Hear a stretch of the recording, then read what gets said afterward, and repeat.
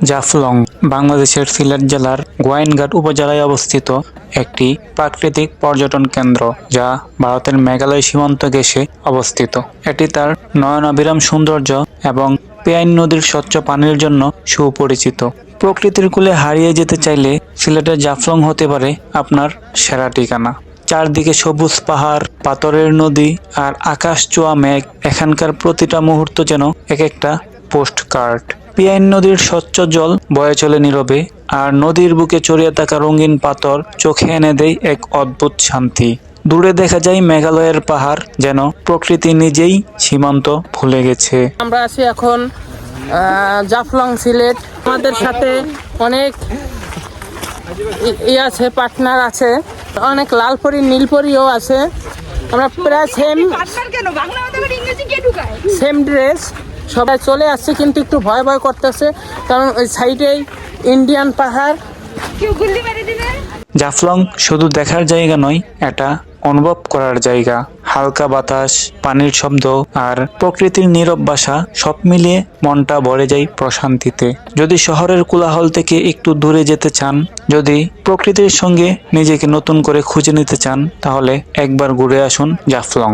ওপারে ভারতের মেঘালয়ের খাসিয়া জৈন্তা পাহাড় এবং সেখান থেকে নেমে আসা ছোট বড় ঝর্ণা এক অপূর্ব দৃশ্যের অবতারণা করে। পেয়াইন নদীর তলদেশের পাথরগুলো পানির উপর থেকেই স্পষ্ট দেখা যায়।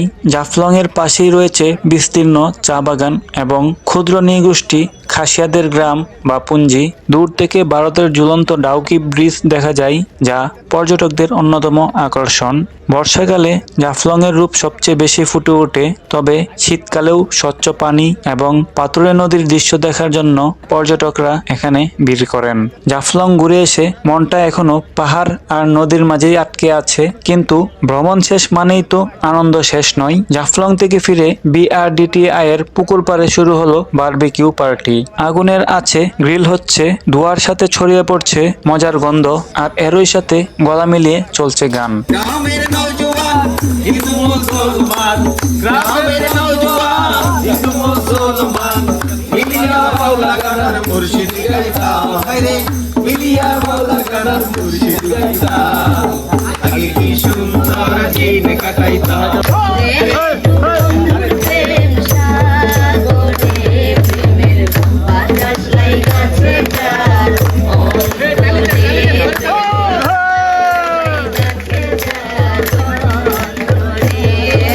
খাওয়া দাওয়া শেষ করে শুরু হয়ে গেল আসল প্রতিযোগিতা। দাবার বোর্ডে চলল বুদ্ধির লড়াই, লুডোতে ভাগ্যের পরীক্ষা, ক্যারামে নিখুঁত শটের চেষ্টা, আর টেবিল টেনিসে একের পর এক উত্তেজনাপূর্ণ ম্যাচ। জয় পরাজয় যাই হোক, সবাই উপভোগ করছিল প্রতিটা মুহূর্ত। আজকের ব্লগ শেষ করছে এখানেই। দেখা হচ্ছে আবার টাঙ্গুয়ার হাওরে।